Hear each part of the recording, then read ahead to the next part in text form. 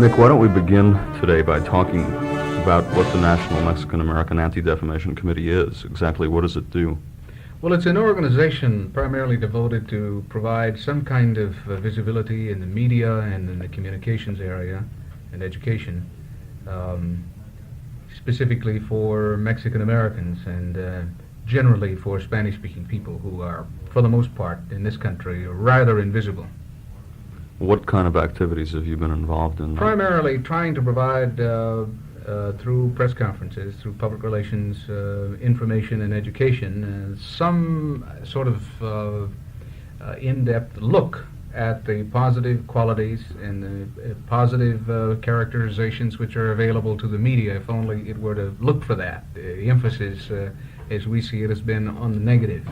And the existence of this committee is to try to change that through its efforts to articulate our perceptions with respect to how the media treats us.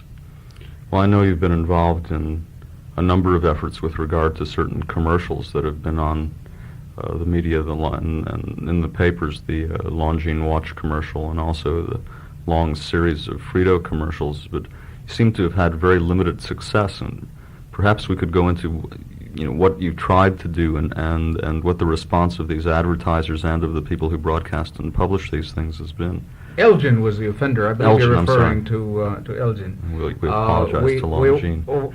Actually, one of the things I think that we've done up to this point is to be to confront most of the media, and in very few cases has the media been responsive when it has indeed learned the lesson, which is essentially one based on racism. That is to say, since Chicanos are rarely seen in the media except as stereotypes, when somebody approaches them and says, well, look, you used to do it to blacks, now the Chicano is the white man's newest nigger, you're falling on him. The crunch has come, and these very demeaning and degrading negative stereotypes. Now, the effort primarily has been an emphasis to try to educate the Anglo media. Unfortunately, the committee's work has been relatively successful. Successful only in the sense that it has articulated this to some advertisers. They have modified. I think this has happened in the case of the bandito. NBC took it off, but ABC and CBS still continue to carry, and they speak with a forked tongue because in certain legs of their networks they do not play the bandito simply because it's to their economic advantage to play it in certain areas, and to their disadvantage to not play it in certain areas. But it's mostly been the crunch created by us by a media which is only sensitive to blacks at this point, and does not see the question of the Mexican American or the Indian or Puerto Ricans for that matter, or any of the other disenfranchised groups as an area which is serious. They think of this kind of thing as being funny. You can make fun at these kinds of things. Well, would you get involved in things like challenging license renewals, or what type of activities do you hope to get into to get more broadcasting oriented toward Chicanos and also more people hired? Access to the media is of great importance in order to correct these negative stereotypes. The fact that if our people had an opportunity to be on camera, before the microphones, at all levels of the media, we'd think we'd get a better shake.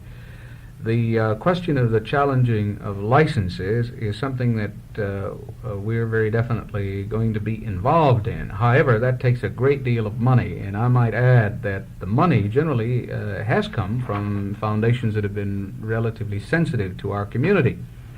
We, on that scale, we would say that Ford has been sensitive to the Chicano community, but like most foundations, but specifically Ford, who should know better, they're just simply not tackling Chicanos. It's hot stuff with Congress, and Ford, I think, lends tacit agreement again in a sense because it focuses on a one minority orientation in terms of its funding patterns on blacks, and therefore does not provide us access so that we can begin to try to correct these stereotypes which are found in many stations through its programming and through its emphasis on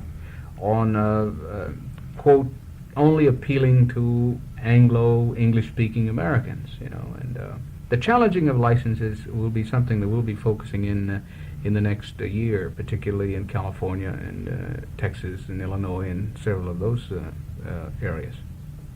I think there's a broader context here too when you talk about merely challenging of licenses. In terms of the Chicano liberation movement, where Chicanos all over the nation are really concerned with not only getting a positive image over the mass media, but in controlling as much of the media as they can. I think we will see more and more activity in which Chicanos will attempt to take over newspapers, for example, which, once you have control of a newspaper in a small town, you very much have at least have won half the battle of changing attitudes. You have control of that medium. This extends into television, of course, but the financial aspects of this become almost insurmountable. But I think in terms of controlling certain media, they'll become much more apparent, I think, in the next few years, that Chicanos are really going to make very strong efforts to get control of newspapers, of magazines, either by creating their own or, say, buying out already existing newspapers, or at the very least making these newspapers, magazines, radio stations, television stations responsive to Chicano needs and aspirations.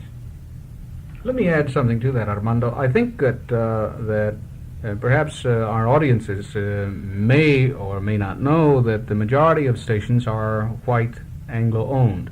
That is true in the black community, and it is without a doubt true in the Chicano community. However, these instruments, which are available and should be accessible to our community, because some of them are primarily Spanish-speaking, or that is appealing to the Spanish-speaking, are used only as a buck-making operation. It's a license to print money. It does not often offer relevant public service, or indeed even get more positive local types on the air. It provides a kind of a sort of a middle-class orientation which is imported from other countries, which adds to the stereotype, which, if anybody conjures up a Mexican, they usually think of him as with a sombrero, with a guitar, kind of a romantic character from south of the border. But we're talking about U.S. constituencies, people who've lived here all their lives, who've been loyal to the system, have been a part of it in war and in peace. And so that the question of making those stations which are Anglo-owned responsive to us is something that they should be doing already because of public service nature of the licensing. And certainly Chicanos are getting active in that area. Our committee is very much involved in that, trying to get people to be responsive. Well, for example, I know you have a number of people on your committee in California, and some of the stations in California, as I've seen programming schedules, have become more responsive to the Mexican-American community. What types of things would they do out there, or are you primarily working in Washington here to create?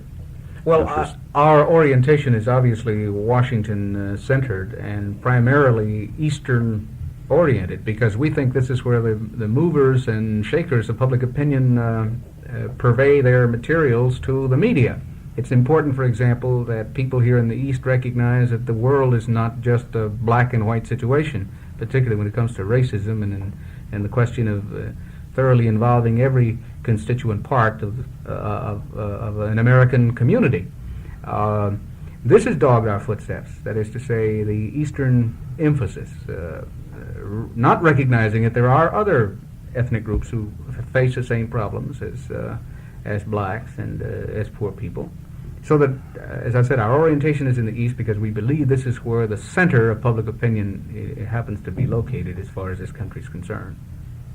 Well, have you tried to deal, for instance, with local stations here in Washington on that, and where has that gone? They've been very responsive here in Washington. We can point with pride to WWDC as one station. WRC, WTOP has been somewhat responsive. And several of the local stations have been responsive simply in the sense of coverage. There is yet to be any kind of relevant programming for the Spanish-speaking people, for example. in Washington, for that matter, in New York. I would suggest to you that most of the metropolitan areas have rather sizable communities of Spanish-speaking, but there's rarely an opportunity or access for them to be seen, for example, on the major stations. No, because there are two TV channels in New York. That's right. I would say that for the most part in that area, the last time I was in New York, which is a couple of weeks ago, I saw some programming which is beginning to have that sense of trending towards more access for Spanish-speaking people, at least on the Spanish stations. Now, I regret to say that with a large Puerto Rican community in New York, for example, for that matter in Los Angeles with a large Mexican-American community, most of the programming remains lily white. Nick, I would add something to that, just to reinforce what you've just said. And that is that a really strong black-white axis exists in the United States. You know, it's a kind of a collaboration, and the collaboration between the black Americans and white Americans, with, of course, the Anglo, as we call him, the gringo, in control of what happens in the mass media. It's a tremendous job of educating each and every radio station and television station to the fact that not only do Mexican Americans not exist only south of the border or only in the Southwest, but in the whole country. You know, that we have Mexican Americans in Chicago and Washington and New York and Boston and so forth. And that when they program, they not only have to keep the black and white constituency in mind, but they have to think of another constituency, another group of people who are just dying to hear their own words spoken over radio or television, trying to see their own names, their Spanish surnames at least, in magazines and newspapers. And when you don't find this kind of thing, when you're continuously left out, and for example, what's becoming a sacred cow in the United States, the Sesame Street production, this is glorified as one of the greatest things that's ever happened in the United States. But by and large, that maintains a black-white mentality, that only blacks and whites have made it here in the United States. And if a young Chicanito sees this program and sees that only blacks and whites have starring roles in that, and that everything is in English, he begins to feel that he's left out. And he says, well, you can only make it if you're, either white or black. Where does that leave the Chicano? Where does that leave the Spanish-speaking individual? This leaves them out. What about bilinguality in the schools? That's certainly become more of an issue in the Southwest, particularly in Texas. It doesn't seem to have gone that well in the Northeast, and certainly in Chicago, which I'm most familiar with, has caused a large number of problems simply because Spanish-speaking young people who comes from Spanish-speaking homes have a great deal of trouble and end up in failing situations because they start out behind. Well, I'm afraid that's where most of the problems originate, in the schools. The schools which have textbooks and the colleges where teachers are trained, they begin with that same element which is perpetuated from generation to generation: the racism, the exclusion, the lack of involvement. I would say that that's where most of the problem really originates. It originates in the elementary and secondary schools by teachers who have not been trained properly in the question of pluralism, or even accepting people for what they are, human beings first of all, and whatever else they may be secondary.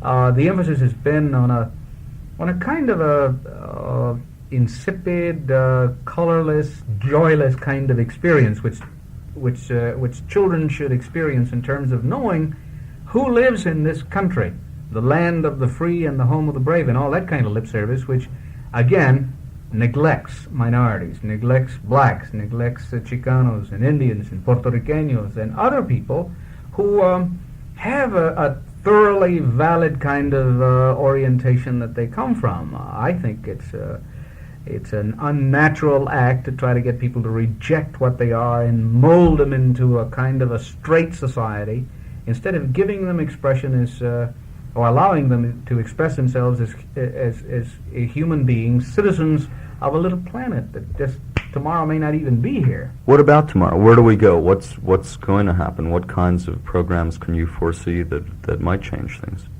I think I began to allude to that, Steve, earlier when I talked about the child seeing programs which exclude him, programs and not being able to find our names in magazines and newspapers and so forth. This leads to frustration. It leads to feelings that because one is left out, then one doesn't really count. Somehow one isn't really an American, or at least is not going to be treated as such. He's going to be dealt with in a second-hand kind of afterthought type of manner for as long as he lives. Well, what happens to that kind of individual? I think what happened in East Los Angeles, August 29th, which resulted in 3 deaths, quite a bit of damage, many arrests, and many injuries, is an example of the kind of thing that develops when people are left out, when people are frustrated, when they're left voiceless, imageless, and when they're not able to find themselves on the same level as anybody else in the United States. East Los Angeles on August 29th started out with a peaceful demonstration against the fact that Chicanos were being killed disproportionately to our population in the United States in what is essentially a white man's war in Vietnam. Someone, I would say the general authorities in Los Angeles, the general public, Anglo public, I don't think wanted that demonstration to continue. In fact, it was stopped before too many speakers had actually spoken. Some incidents occurred, and these incidents were used as a premise for attacking people who were peacefully listening to speeches. From there ensued tremendously damaging disturbances throughout the East Los Angeles barrio. A friend of mine, a friend of both Nick and I, Ruben Salazar, was shot with a 10-inch tear gas missile, shot in the head and killed in a very coincidental type of incident. And I think that's still the subject of a great debate in Los Angeles, in the whole country. I might add to that, as far as the East is concerned, I doubt if many Americans, outside of maybe the 5 major southwestern states like Texas, New Mexico, Arizona, and California, really got the news about why this rioting took place. What were the causes? As a matter of fact, the recent Commission on Campus Unrest, the recent release of the civil rights enforcement in the government, all reinforce what the committee has been saying for some time, is that the East is not, for that matter, the whole government is not ready, I think, to deal with the issues, deal with the root causes for much of the kind of dissension and unrest and frustration which people have in this country. It seems to me that coming out of lessons out of Watts and Detroit and Los Angeles is a significant message for America, and that is that we must, thinking people, have got somehow to begin to deal with these problems of providing access to everybody, making the system work. You see, I think most of us recognize, as Chicanos, that the system works well for most Anglos, let's put it that way. But it doesn't work well for minorities. It doesn't work well for blacks, for Chicanos, for Indians, or Puerto Ricanos. And that system has got to be made to work if we're to have in this country the kind of a democracy which we must have in order to survive. Don't you get caught in the situation, I believe out of my understanding it's certainly true in a place like Denver, where blacks and Chicanos get played off against each other by the white community as to who, as if there's a situation as to who's going to end out on top. Sometimes I think media does that without, as well as, well, since it's a part of the system, does it unknowingly. For example, Sesame Street does that. Chicanos say, blacks are getting everything because they see only blacks on TV. The situation is used advantageously, I'm sure, by politicians and by cities. Play one group against the other. But that is one of the reasons that we're so interested in providing some kind of visibility for our community, because it does have these problems. They do exist. Polarization between Chicanos and blacks does exist. There are many efforts at coalescing which people don't hear about. There are, for example, in Houston, is a coalition in that city of blacks and Chicanos who recently had to turn over the school system in terms of its new desegregation guidelines. They wanted a system that provided better integration, and I think they got it. And I think the danger of places like Denver, where there is this polarization, is that it will continue unless more opportunities for people to give vent to their frustrations is provided. I think there's a tremendous need among the minority groups to become, as it were, a majority group by coalescing. I've talked with blacks and other Spanish-speaking people of other Spanish-speaking groups. I am not too well aware of what Indians are thinking, except I've read some of the writings of Vendaloria, and I think he's speaking, and many of us are speaking for the need to coalesce, to join forces against a common enemy, which we see as sometimes in the mass media itself, in government, in industry, to coalesce so that we can fight and gain our rights as part of the nation. A significant part, a more significant part of that nation, because we are together. I know that in training programs here in Washington in journalism, at least the ones that I know about, which are labeled special minority group training programs or whatever you want to call them, something like that, that to the best of my knowledge, those are all black, unless there are a few Puerto Ricans from the East in them. How do you break into that? How do you? We're getting back to the problem of the consciousness that you're talking about. That in those programs, the blacks have finally broken through, or by fear of the networks or whoever are paying for these things, they've come about. In the committee's position paper entitled "Chicanos in the Mass Media," which was published in June, Armando, I think, hits the nail right on the head as he defines what the term minority equals. And in it, he says the term minority equals black. I think many foundations and many government institutions, in its attempt to try to, put everybody in the same bag, wind up interpreting that, to their advantage. In this case, since Washington is so close by, so New York is so close by, and all the foundations and colleges are, so near, and their emphasis is trying to relate to the government for funds, simply equate minority with black.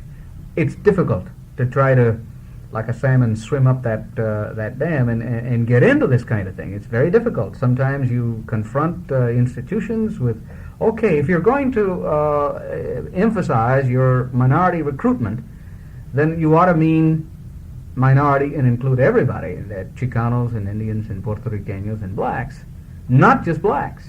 And if you're going to just interpret it as for blacks only, then why not say so?